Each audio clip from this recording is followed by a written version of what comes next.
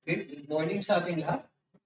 Good morning, and praying that yung mga text ko, message ko, Saturday ay magpupunta. Huwag natin kasasawaan ang isang isang amen. Kasi yan ang problema pagka dumating yung point na nagsawa ka na. I mean, why? Bakit ka nagsasawa? Ang Panginoon ginagsawa natin. We continue with love to invite people, continue to understand that they have not yet seen the priority of the Word of God. Naway darating araw, darating oras kung saan mahihimas-masan sila at hahanapin din nila yung Panginoon. Amen? So, ngayong umaga, the title of the message is Heart of a Servant. Maraming may gustong mag-serve. Okay? Even before nung ginatinyo ako noon, there was a point na sakristan ako sa isang simbahan nun. Me together with my brother. And marami kami noon, mga binatinyo na nagpupunta ng St. Vincent noon, sakristan kami. We want to serve. We want to be a servant. And motibo namin noon, sikat ka eh. Sikat ka kasi nasa harapan ka ng altar. Ano ka sa, kahit na altar boy ka lang, eh, kahit na altar boy ka lang, sikat ka nung panahon na yun. Even today, maging altar boy ka, kasama mo si Father, katabi mo si Father, sikat ka na, kilala ka na. So, iba yung motibo, di ba? Iba yung motibo. It's also the same with today. Many people would like to serve God. They want to serve in the ministry. They want to serve in the music ministry. Okay. Bakit? Kasi yung music ministry nasa harapan, di ba? Yung music ministry nasa harapan, yung kumakanta, nandun din sa harapan. Di ba? So sikat. Di ba? Sikat yung mga kumakanta, sikat yung mga banda, nandun sila sa harapan ng mga tao. Again, iba lang yung motibo. Iba lang yung motibo. So, ang tanong dito ngayon, mga kapatid, right now, as we are going to into Romans chapter 6, 16 to 23, ating tunghayan, ating pag-aralan, ano ba ang tamang estado ng isang puso para tayo ay mag-handle ng ating mga sarili to serve God. Okay? Meron naman yung iba, they want to serve God, pero ang deal nila kay Lord, nakikipag-deal sila kay Lord. Lord, nagsaserve ako sa'yo. Pero, ibigin ko itong ganito. Parang, nakikipag-hagil sila, may bargain sila kay God. Na kumbaga parang they are thinking in their mind, and they have that idea where pagka hindi ka nag-serve kay God, parang kawalan ni God. Kawalan niya dahil hindi ka nag-serve. At to the point na may mga gustong mag-serve kay God, sabi nila ganyan, pagka hindi mo po pinayagan mag-serve, gawin. They want to twist the arm of God for them to serve. Okay? Parang isang privilege ni God na ikaw ay nag-serve. Hindi ganun mga kapatid. We need to check our hearts. We need to check our hearts. We need to look deep into our hearts.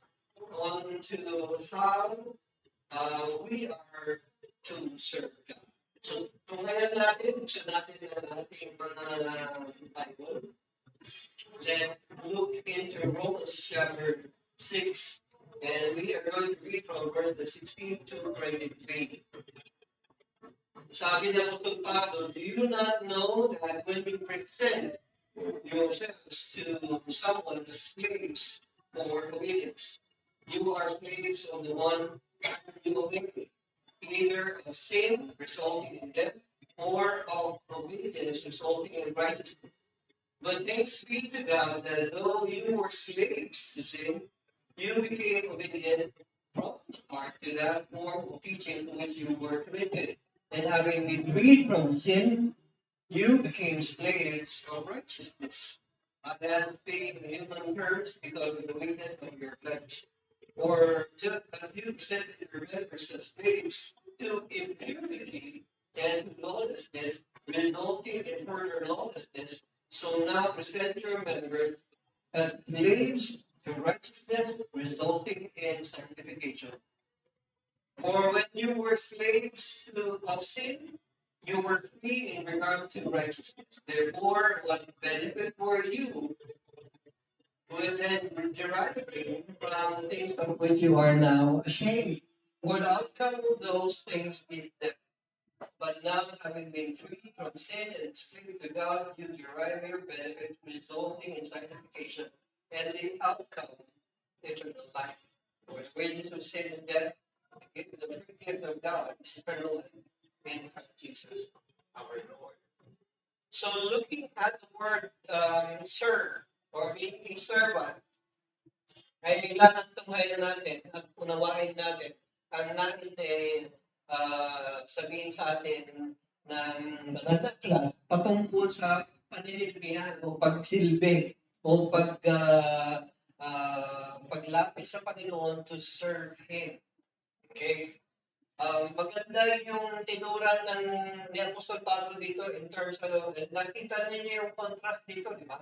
Nakita ninyo yung contrast ng una ay nagsisilbi sa kasalanan. At ang isa ay nagsisilbi sa katuwiran. At nagsisilbi sa kasalanan, anong nangyayari sa kanya? Sa kanya nagsisilbi sa kasalanan, siya ay nabubulig at na pupunta sa anong punta niya? Kamatayan. The result of serving sin is death. Okay, kaya kailangan makita natin ito na dadalawa lang ang klase ng tao sa mundo na naninilbihan. Okay? Naninilbihan ka sa kasalanan o naninilbihan ka sa katuwiran. At pagka sinabing naninilbihan ka sa pastor, sandali, pulis ako eh. Katulad din pastor, di buling, pulis siya, naninilbihan sa katuwiran. Pero wag ka. Maraming mga naninilbihan sa kapulisan na hindi matuwid. Tama? Kaya kailangan natin klaro ito ha. Ang naninilbihan sa kasalanan at naninilbihan sa katuwiran. Pagka sinabing naninilbihan sa katuwiran ay ayon sa salita ng Diyos. Okay? Ayon sa salita ng Diyos. Pwede kang matuwid eh. Pwede kang naninilbihan ng may katuwiran, the righteousness of man. Okay? Pero hindi yun ang kailangan. Kailangan matunghayan natin kung ano yung righteousness ng Diyos na dapat na sinusundan. Kasi pwede tayo maging matuwid eh. Pwede tayo maging matuwid na tao, hindi nagkakasala, hindi nagkakamali. Pero ang tanong dito, matuwid ka ba sa mata ng Diyos? Yun ang kailangan nating iayos. Yun ang nais nating gawa ng kalinawan. Okay, liliwanatin natin ngayon kung ano ibig sabihin ng paninilbihan. Ano ba ang ibig sabihin ng being a servant? Being a servant means he or she is devoted to another to the disregard of one's own interest. Yan. So, ibig sabihin mga kapatid, kung ikaw ay nais mong manilbihan, kung ikaw ay nais mong magsilbi, kailangan mong kalimutan kung sino ka. Kailangan kalimutan mo kung ano ka. Kaya yung sabi niya, di ba? Devoted to another to the disregard of one's own interest. Okay? Hindi dahil sa meron kang pangangailangan, uunahin yung pangangailangan mo muna. You are a servant, di ba? Pagka ibig sabihin ng servant, uunahin mo yung pinagsisilbihan mo muna bago ang sarili mo. Okay? Sa kailangan malinaw yun, ha? Being a servant is not an easy task. Hindi madaling gawin ang paninilbihan. It takes a lot of patience and discipline to be considered as a servant. Kaya kailangan i-consider natin yung mga sarili natin. Kung ako ba ay maglilingkod sa Diyos, okay? Kung ako ba ay maglilingkod sa Diyos, ano ang pwede kong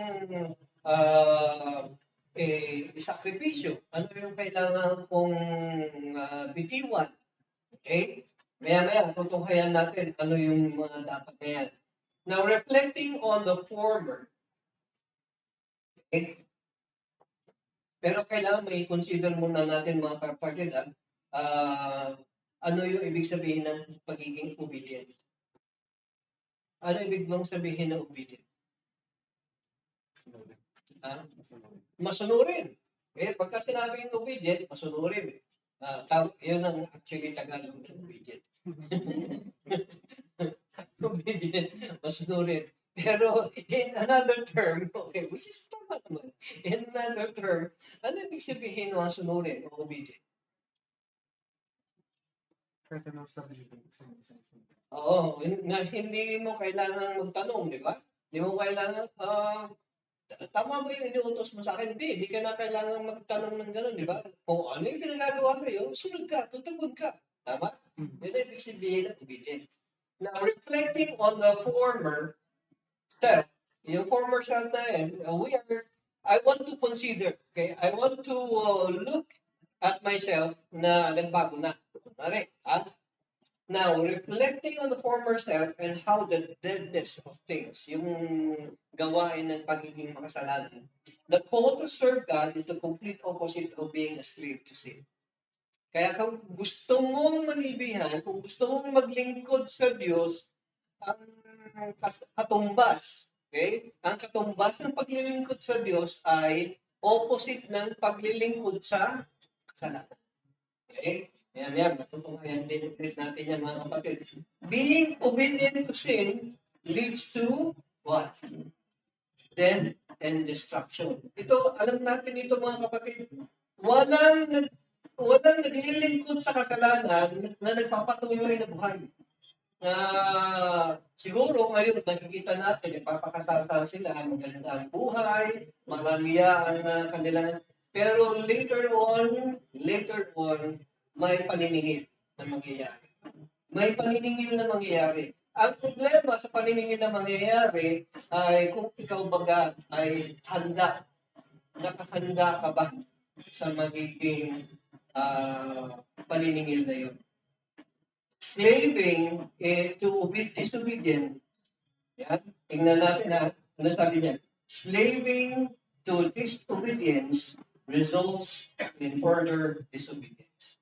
Kaya kung disobedient ka, okay, kung tayo ay disobedient o hindi marunong sumunod, hindi tayo marunong tumugon sa katuwiran, anong nagiging resulta nito? Like parang alam niyo yung ginagawa ng kumunoy? Do you know what is kumunoy? Quicksand. Okay? Pagka nalublob ka sa kumunoy, kahit yung mga hanggang tuhod lang, okay? Ano mangyayari? Kung ikaw may mananatili doon sa kumunoy, ano mangyayari? Lulubog ka, kakainin ka lalo, di ba? Lalo kang mabubulit hanggang sa hindi ka na makaahon. Iyon ang ibig sabihin ng disobedience. Kung tayo magpapatuloy sa hindi pagtugon sa katuwiran at patuloy tayo magiging disobedient, ano mangyayari sa atin? Unti. Hindi mo na mamalayan, ha? Hindi mo na malaya na malalim ka na pala at hindi ka na pwedeng umabot pa. Ito ang ibig sabihin, ito ang nagiging result ng disobedience. At ayaw nating mangyari yun. Now, the joy of a servant of God is knowing the master he follows and obeys. Kaya nga, pagka tayo ay naghahayag ng magandang balita, pagka inihahayag natin ng magandang balita sa mga tao, kailangan maunawaan natin tayong mga naghahayag ng magandang balita na kailangan natin i-introduce si God doon sa tao. Okay? Hindi lang basta, yung naghahayag tayo ng balita, bubuksan mo yung Bible, babasahan mo sila ng Bible. Hindi yun yung gist. Hindi yun yung punto ng paghahayag ng magandang balita. Ang paghahayag ng magandang balita ay dinadala mo ang Diyos sa taong hindi nakakakilala sa Diyos. Tama? Dadalhin mo ang Diyos sa mga taong hindi nakakakilala sa Diyos. Nang sa gayon, itong taong ito, makilala niya ng lubos kung sino ang nagbibigay ng buhay na walang hanggan. Kaya hindi nila maintindihan eh. Kaya yung mga tao, pagka naghayag ka ng magandang balita, okay, binasa mo yung Bible, hindi nila maintindihan dahil hindi nila kilala yung nagbibigay. Yun yung punto doon mga kapatid. Kaya kailangan tayo mismo, ikaw na naghahayag ng magandang balita, kailangan ikaw mismo, kilala mo yung dinadala mo. Di ba? Parang nasa isang birthday party ka. Nasa isang birthday party ka, may dala kang kaibigan. Kaibigan mo siya, kilala mo siya, di ba?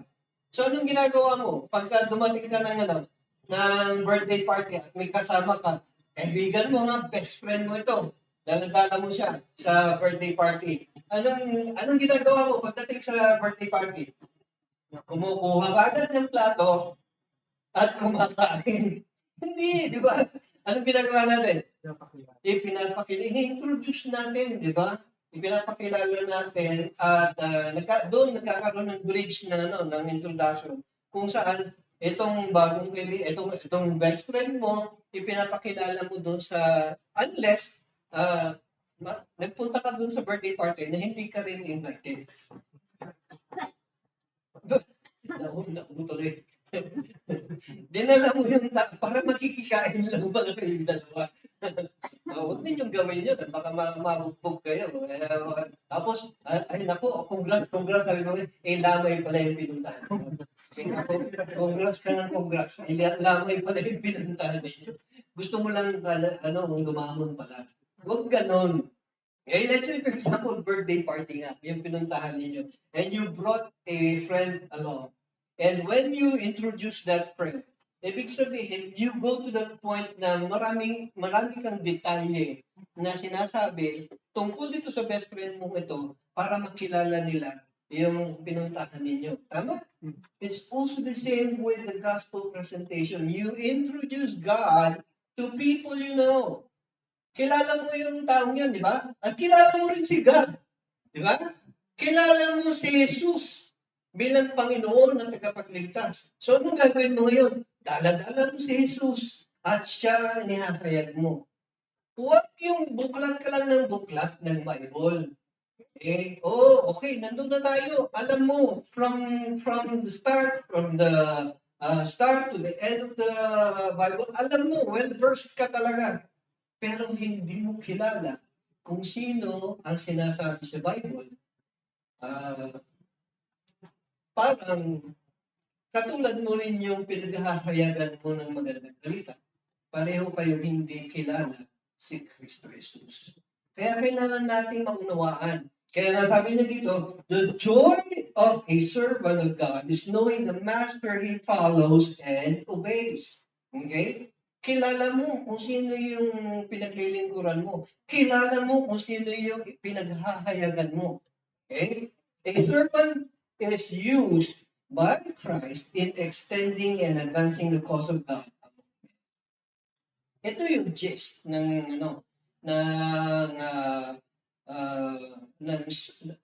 paghahayag ng magandang balita. Okay? So that the kingdom of God will advance amongst men. The heart of a servant must be composed in a discipline according to God's will. kailangan yung puso natin, according din doon sa ano, naka-pattern din mga kapatid, yung puso natin, ayon sa kagustuhan, the will of God in each and every one of us. Hindi tayo, uh, hindi ka nag-ooperate, you don't operate alone. You don't go out and share the gospel na according to your own understanding.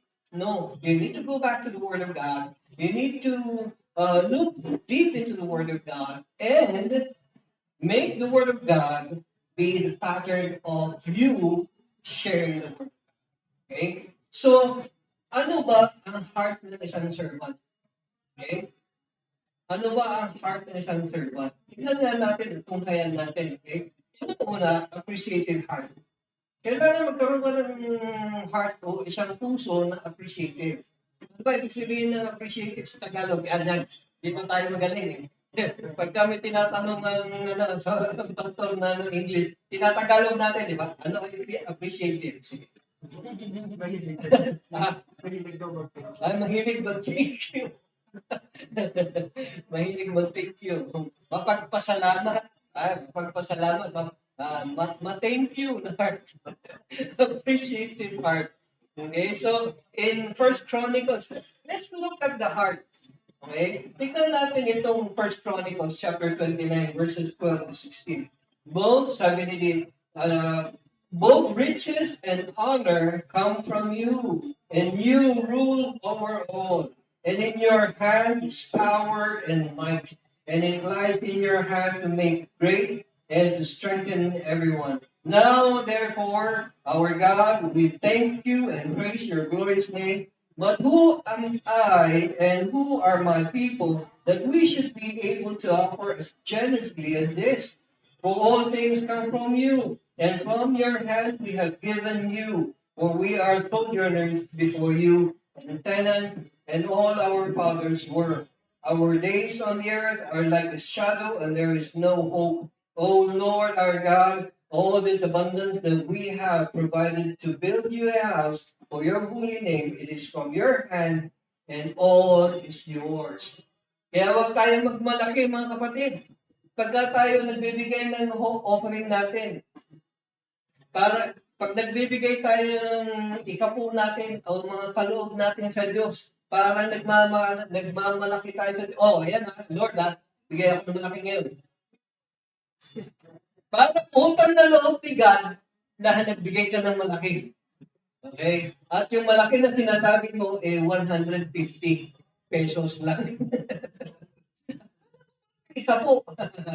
Okay? We're not diving into that, okay? We're not diving into that. Pero kapatid, lahat actually ng meron sa'yo ay galing sa Diyos. Amen?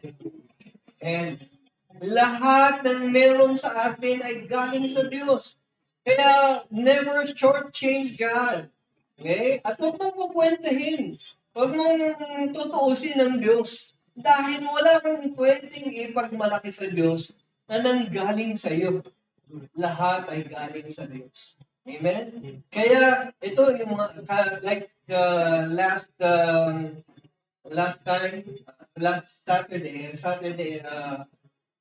Saturday, yes. Nagkaroon tayo ng child dedication, di ba? I-dedicate natin si Lyra at saka si Aliyah. At yung dalawang bata, itong dalawang anak ni na Biling. And what is the point? What is the point of the child dedication? Upang sa ganun, we are acknowledging that God is the giver of these two beautiful children. Diba? Binigay ng Diyos itong magandang batang ito sa inyong mag-asawa. Okay? Hindi para sa inyo lang. Okay? Na sila ay ituturing ninyong inyo lang. Okay? Ibinabalik natin, mihahandog natin pabalik ang mga batang ito upang to acknowledge God that God is the giver of this beautiful children. Ganon din tayo mga kapatid. In the moment you wake up in the morning, Okay? And you start praying. The prayer of dedication is beautiful. You dedicate everything to the Lord, knowing that He is the giver of. Okay? So yes, the servant's heart should have an appreciative heart. Kailangan ma-appreciate natin. Okay? Kasi may dumarating yung point na nagsuserve ka kay Lord, nagsuserve ka kay God, na nawawala na yung appreciation, nawawala na yung pagpapasalamat sa puso natin, na nakakalimutan na natin magpasalamat sa Diyos to the point na nagiging manhid na yung puso natin. Kaya sabihin mo doon sa katabi mo, huwag kang manhid. Yes, huwag tayong manhid. Okay? Pangalawa, discerning heart. Kailangan magkaroon tayo ng discerning heart. When you talk about discerning heart, what does it say in Philippians chapter 1, verse 9?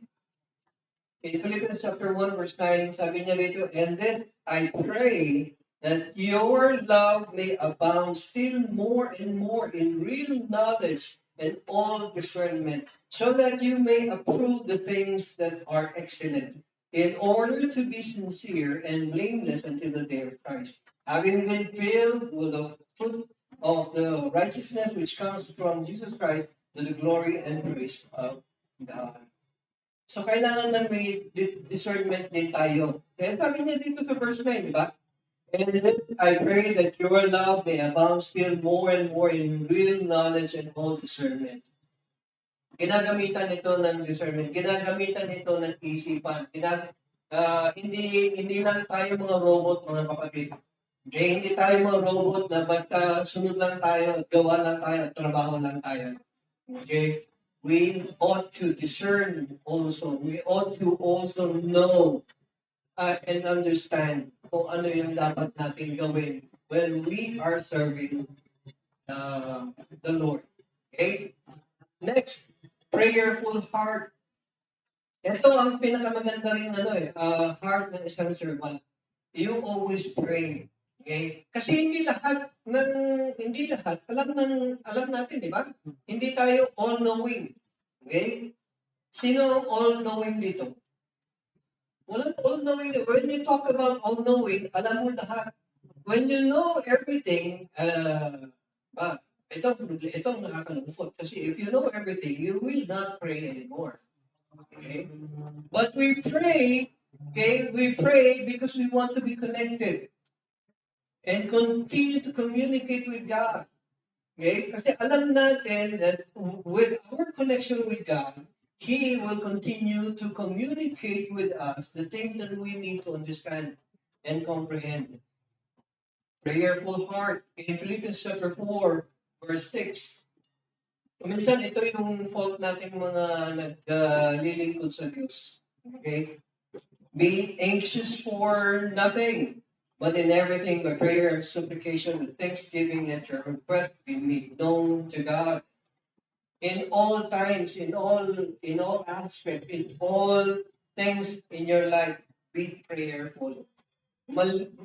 Kailangan natin ito, mga kapatid.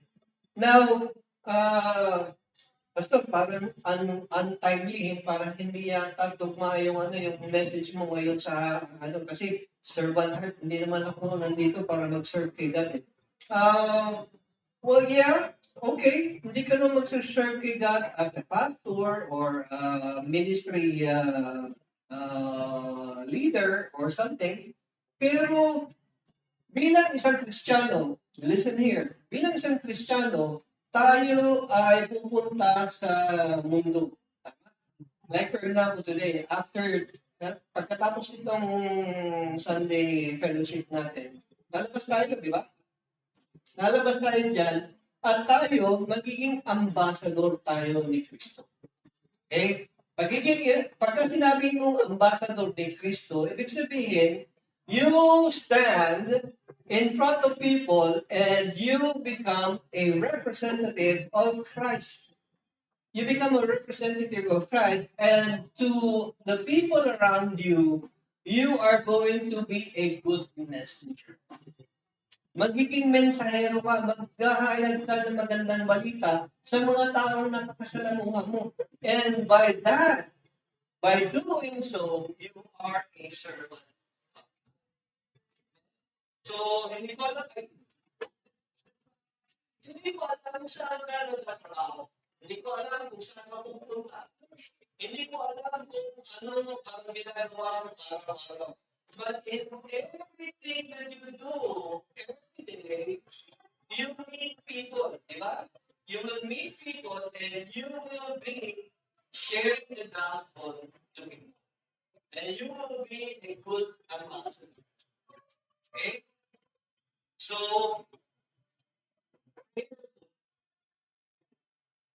next, entrusting heart.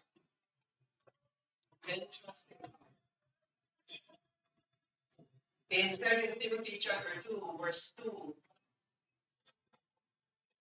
ito yung entrusting heart.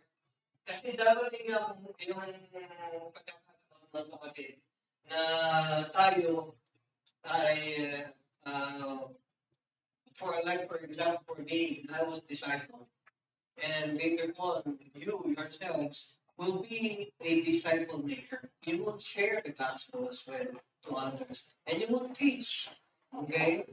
You will entrust on to others what was entrusted to you. Okay?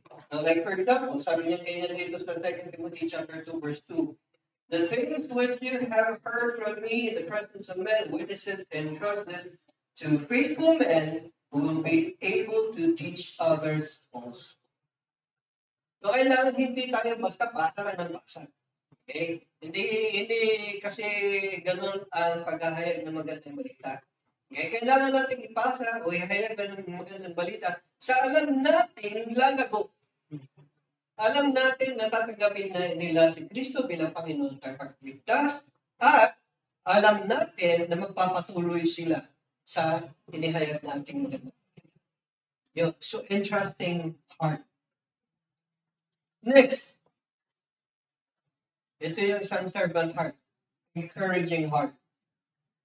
Anong encouraging heart ito? Sa 2 Corinthians, tignan natin.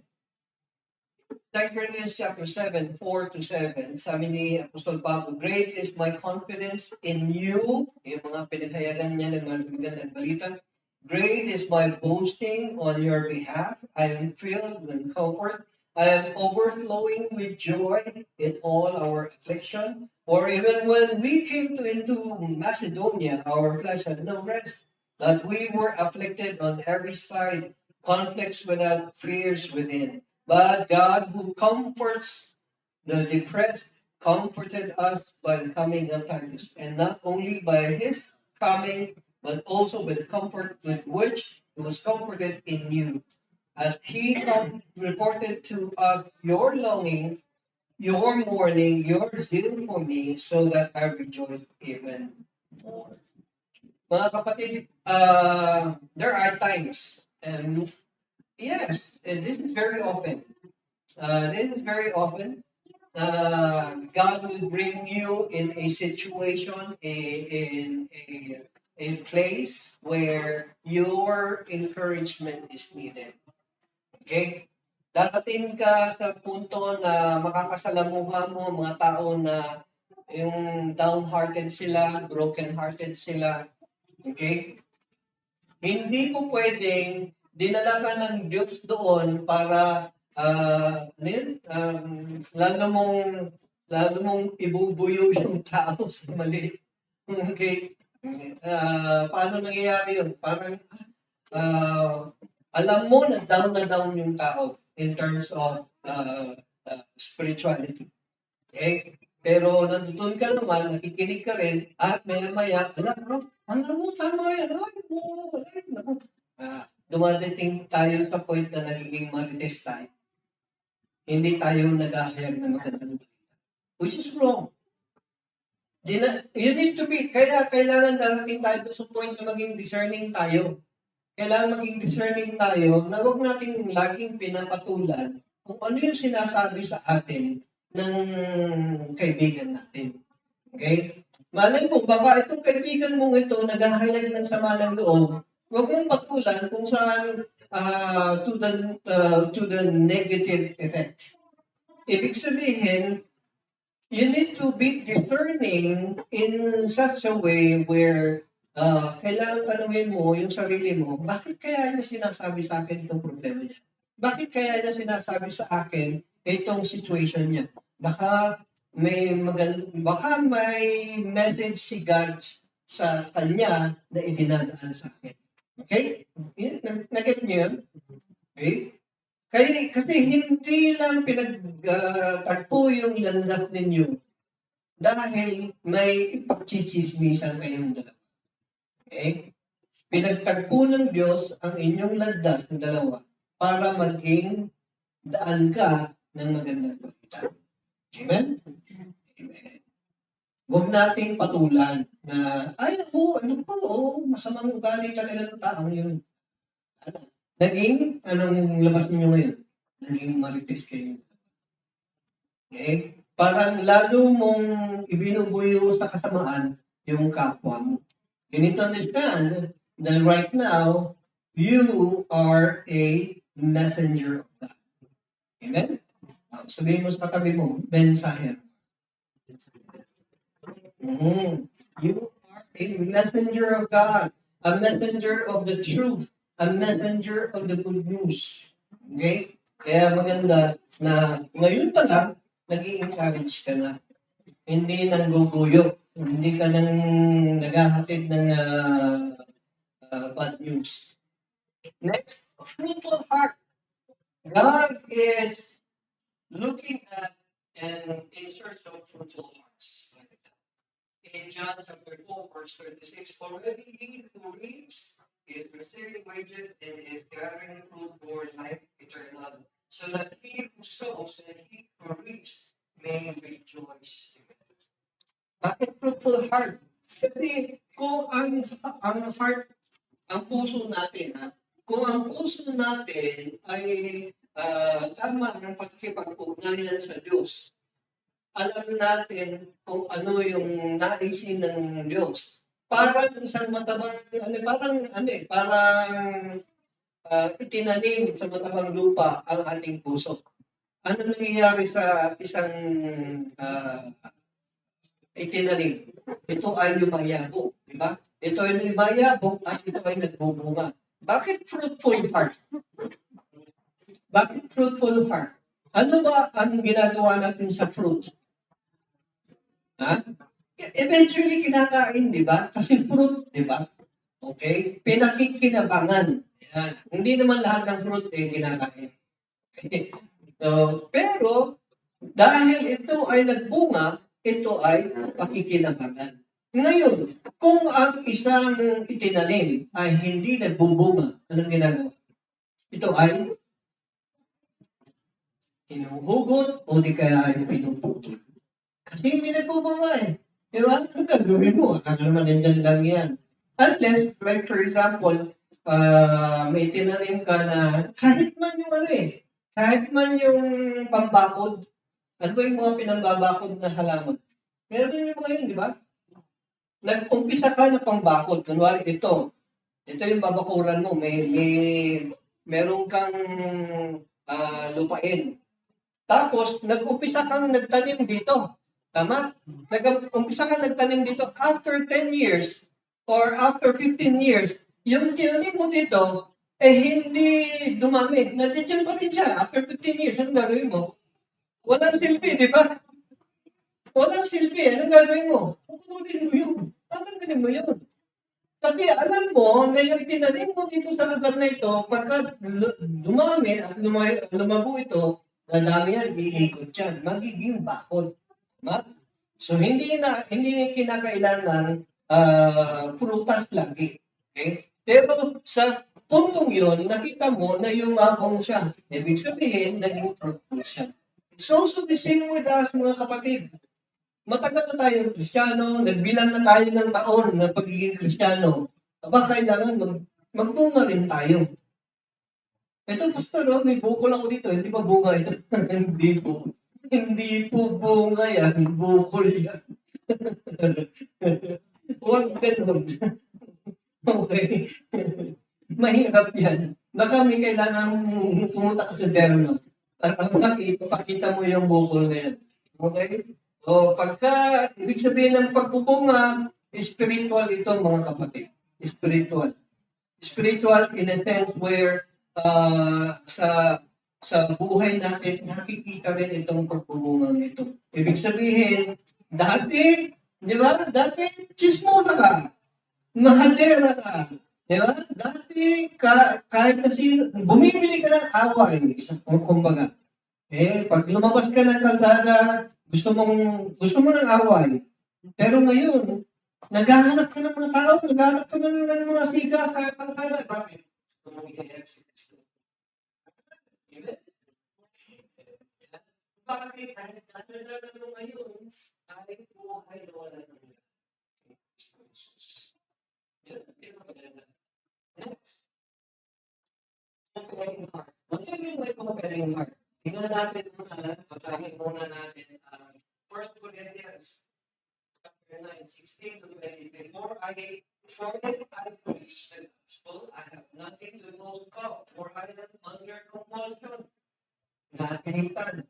For woe is me if I do not preach the gospel.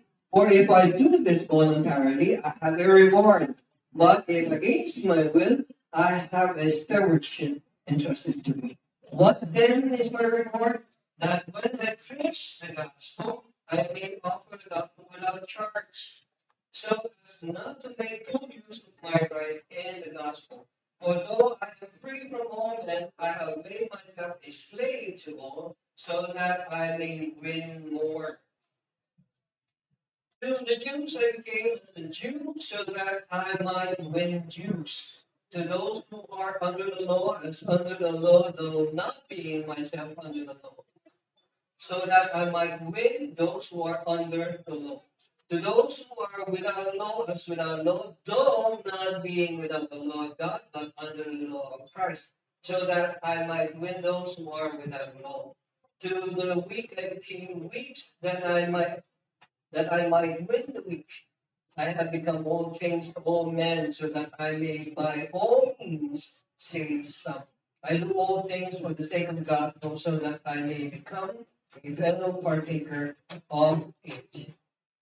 In other words, a compelling heart is someone who is eager always, okay, very convincingly to share the gospel of Jesus Christ. Nandoon ka, pwede ka makihagil, pwede ka makipag-balitaktakan sa mga tao.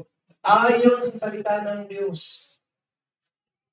When you stay compelling, you have this eagerness in you to share the gospel to people. Walang pwedeng humadlang sa iyo in terms of sharing the gospel. Walang pwedeng pumigil sa iyo kasi may utang ako sa kanya kaya hindi ko may share yung gospel. Hindi. Kahit naman may utang siya sa iyo o ikaw ang may utang sa kanya, you can still share. That should not be a gap between you, a wall to deter the word of God or the gospel being shared to people. Ito ang ating privilege. This is the privilege and the honor. This is the command that we have right now. Kahit na mag-post mo yan, kahit na-post mo yan, if you have to share the gospel to that person, to give an opportunity, walang dapat maging hadlang. Gusto, nililigawan ko kasi. Ano nililigawan mo? Habang nililigawan mo, hindi yung nililigawan mo, tapos pagka sinagot ka sa kanya, kamo sasabihin, bulaga, Christian ako. Patay. Hindi, dapat una pa naman, alam mo niyan, na born again ka. Di ba? Na ikaw ay tagapagsunod ni Kristo Jesus. Na ikaw, ang unang obligasyon mo, ang unang buhay mo ay kay Kristo. Hindi sa asawa, hindi sa anak, hindi sa girlfriend or boyfriend. Kailangan maunawaan natin ito mga kapatid. Ang buhay natin, ang iyong buhay bilang isang tagapaglingkod ni Kristo ay para sa Diyos. Amen? Next. Eager heart. Ito tayo sa eager heart. In Matthew chapter 9, verse 30, therefore, beseech the Lord of the harvest to send out workers into his harvest. The eagerness of a servant, okay? The eagerness of a servant is nandun ka lagi, yung isipan mo, yung puso mo, yung pagkatao mo, nandun nakafocus ka lagi for the advancement of the kingdom of God. Okay? Hindi yung pagka, Dave, may pag-uusapan tayo. Punta tayo, magkape muna tayo. At pagka nagkape kayo, Dave, open-minded ka ba? Open-minded ka ba? Si-share na niya ngayon yung networking. Ngayon nalihis na yung usapan ninyo. Wherein dapat, as you invite people, as you meet people, as you sit down with people, ang bukang bibig natin ay hindi yung book, hindi yung libro na pinopromote mo, hindi yung girlfriend na future girlfriend or future boyfriend. Hindi yun. Ang bukang bibig natin ay how is the gospel of God doing right now? In your life, in the life of that other person, how is the kingdom of God advancing right now? Yun yung eagerness natin dapat. Okay? Pastor, paano yun? Alam mo naman, kapos kami ngayon. Kapos kami sa ganito, sa ganyan. Marami kami pangangailangan sa buhay. Yung anak ko, kailangan kong, I need to send my kid to school. Wala akong pambayad na, you have a big God. Amen? You have a big God. I have a big God. And my God will provide for everything I need. Amen? Unahin muna natin. Okay? Ano ba yung sabi sa Matthew chapter 6 verse 33?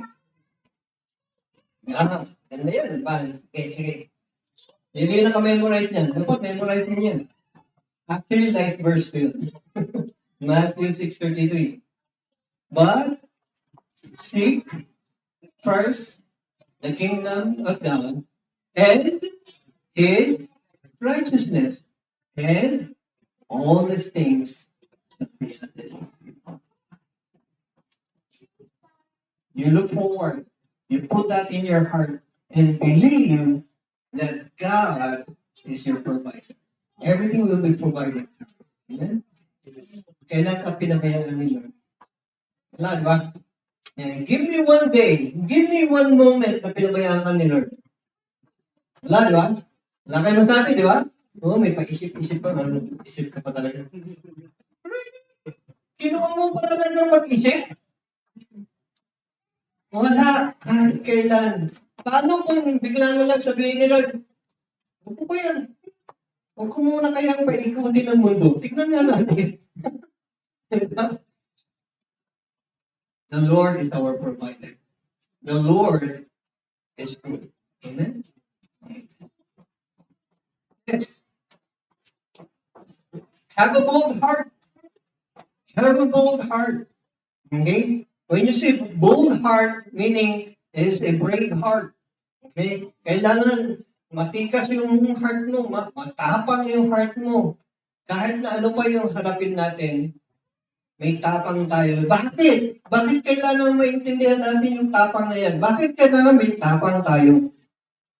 Naniniwala ka na ang Diyos ay buhay. Na ang Diyos ang siyang nagbigay ng buhay mo. Amen? Na siya ang may kapangyarihan sa lahat. Amen? At hindi ka kailanman tatalikuran ng Diyos. Amen? In this passage, sabi niya rito, therefore, do not be ashamed of the testimony of our Lord or of me, his prisoner, but join me in suffering for the gospel according to the power of God, who has saved us and called us with a holy, ano? Holy. So, ibig sabihin, separate ito. Very special yung calling sa atin ng Diyos. Okay? Not according to our works, definitely, but according to His own purpose and grace, which was granted us in Christ Jesus from all eternity, but now has been revealed by the appearing of our Savior Christ Jesus, who abolished death and brought life and immortality to light through the gospel, for which I was appointed a preacher and an apostle and a teacher. For this reason, I also suffer these things, but I am not ashamed. I am not ashamed, for I know whom I have believed, and I am convinced that He is able to guard what I have entrusted to Him until that day. Nakita niyo yung heart ni Apostol Pablo dito? His heart was so strong and complete in God. Talagang, kung ano man ang gawin, he will not sway, he will not turn away, he will not be weak in front of anything because he knows that he has the God of the universe behind him, in him, and through him. Okay? Hindi ko alam kung anong pagsubok, mga kapatid. Hindi ko alam kung anong pagsubok meron ng bawat isa sa atin. I don't know. Hindi naman ako si God eh. Okay? Ito ang naniniwala ako. Lahat tayo may mga pagsubok sa buhay. Amen? Lahat tayo may mga pinagdaraanan ngayon na mga pagsubok sa buhay. But this, I pray that you have the desire in your heart to serve God. Amen?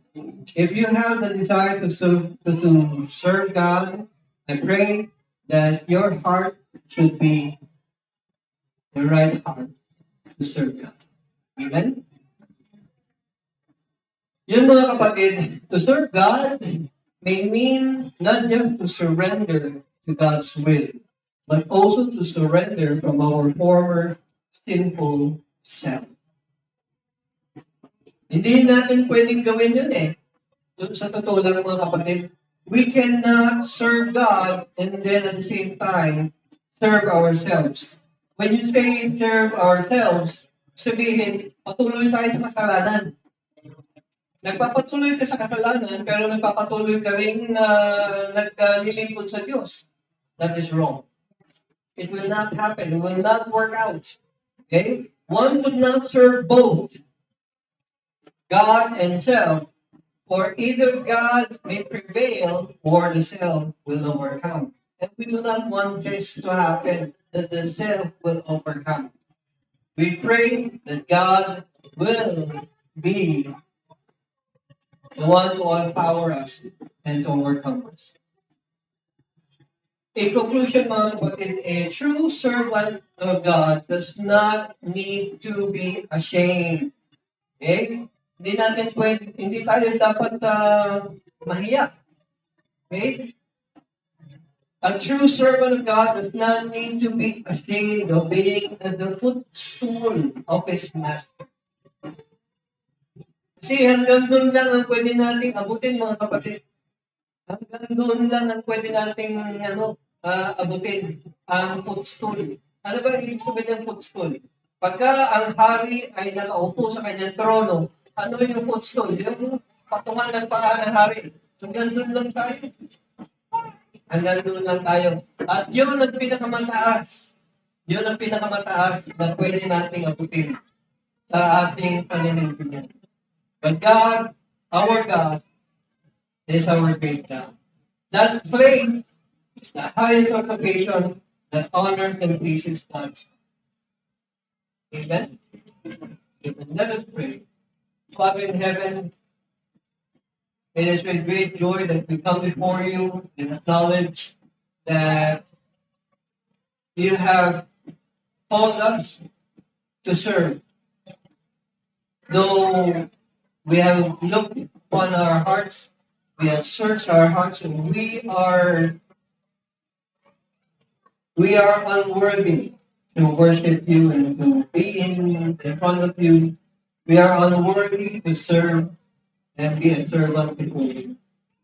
Father, it is your desire to cleanse us, to lead your people, that we may become worthy. Father, I pray for strength, for wisdom, for cleansing. Lead your people, that we may be good servants before you. This is my prayer in Jesus' name.